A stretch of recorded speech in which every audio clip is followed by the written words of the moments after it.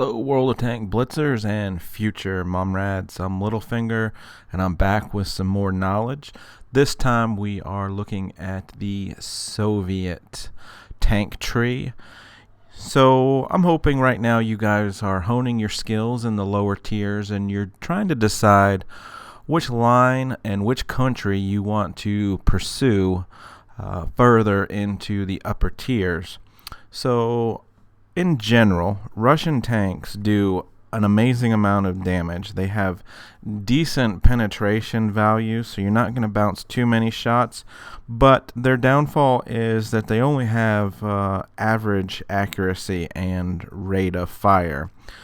The upside with the Russian tanks, especially the IS line, is they have amazing side armor, great for side scraping.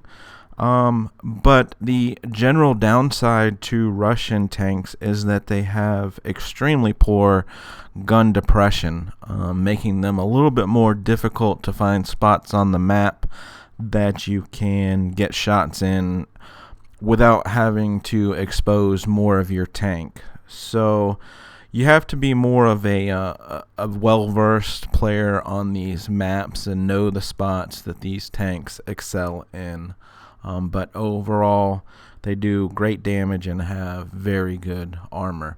So, like the last video, I'm going to focus here on the lights, the mediums, the heavies, and then the TDs. So, let's go ahead and jump in and look at the light tanks, which stop at Tier 4 for now, but I see with the upcoming update, I think 3.1, this line's going to get extended, which I'm kind of excited about because all of these light tanks, the BT2, BT7, A20, T46, they're all great tanks. So let's take a look at them.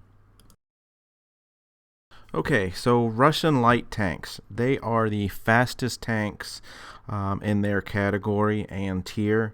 They tend to have sloped armor, but rather weak armor, and like most Russian tanks have poor gun depression and aren't very accurate guns, but they do a lot of damage.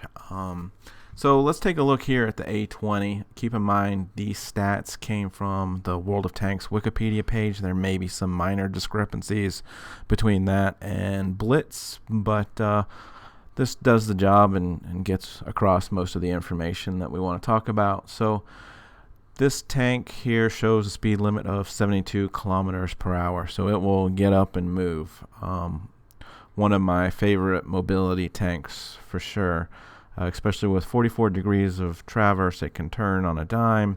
Hull and turret armor there at 20 and 25 is rather low. Like I said, you will get penetrated fairly easily in this tank, so use the mobility to your advantage. Shell cost is fairly low except for the APCR there at 800 a shell, and you do need to carry this, especially for facing KV-1s and Matildas and so forth. So rate of fire there at 26 rounds per minute gives you roughly damage per minute in 1200, which is very good. You can do a lot of damage in this tank. Aim time there is great at 1.9, and like I said before, gun depression there at 7% is below average for the tier. So back to the tech tree here, and let's take a look at the medium line. As of right now, there's basically just one line, and that does branch out with the T62A and the Object 140 at tier 10. So while you're working your way up the medium line for the Russian tanks, you'll notice that these tanks are generally a jack of all trades and very versatile. They have excellent soft stats such as ground resistance and camo values, which allows them to perform all kinds of roles, including scouting and damage dealing and flanking. And with their above average frontal armor and turrets and really good guns, they are good for brawling, which I think gets some people into trouble when they get to tier 10. And so I went with the Object 140 primarily because of the 6 degrees of gun depression versus 5 in the T62A. The T62A excels a little bit more in traverse and turret traverse, so it's a little bit more mobile, but it doesn't have that gun depression.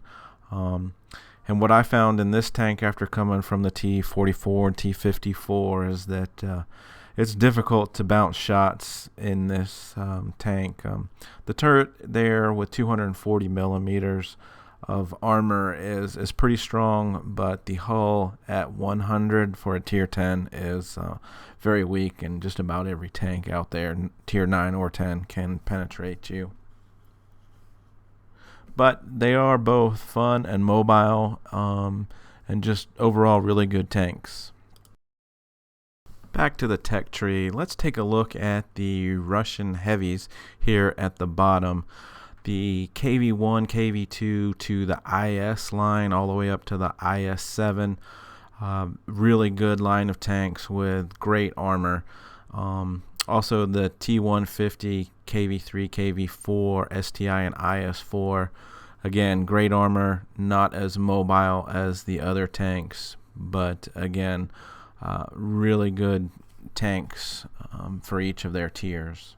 So let's take a look at the difference between the IS-7 and IS-4. So in general, the Russian heavies have the best armor.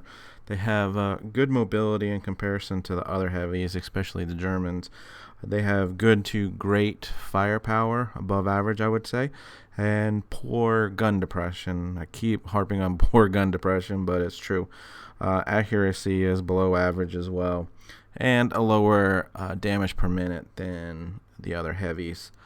But you've got two really great choices with the IS-4 and the IS-7, and I'll be honest, I went with the IS-7 first, just because it's a more mobile tank.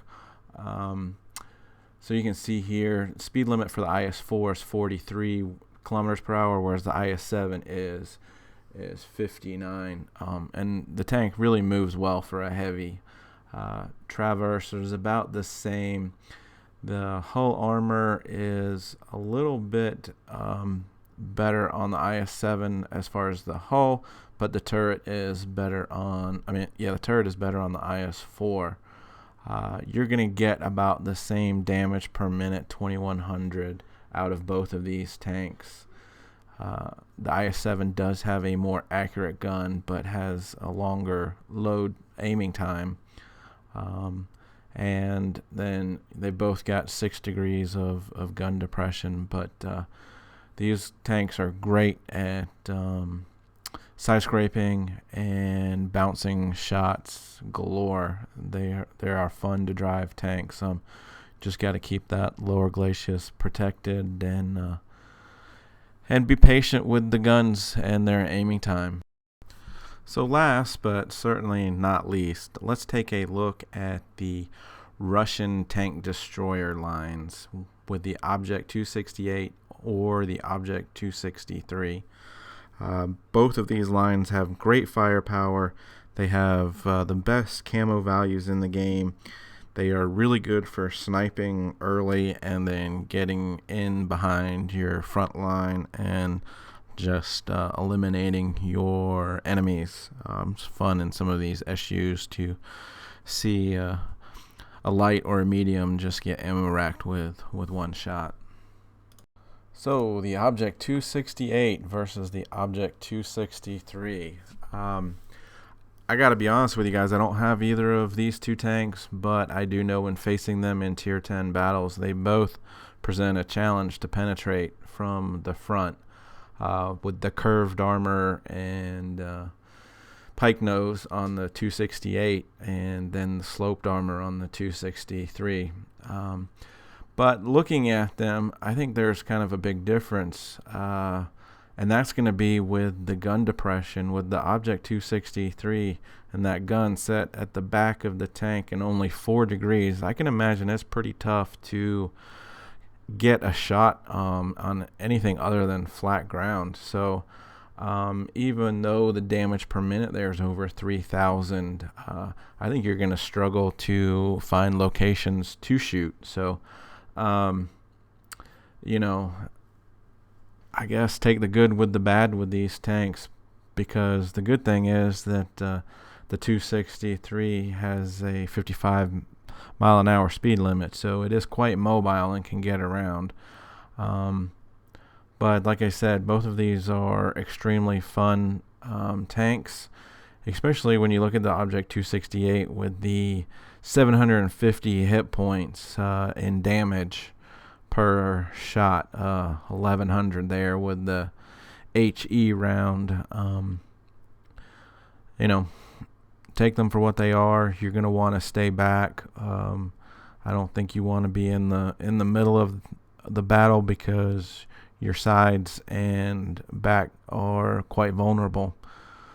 So anyway, post any reviews that you've got on these tanks. I'm kind of curious to know your thoughts. Anyway, stay safe out there, guys. This wraps up the Russian tank line review.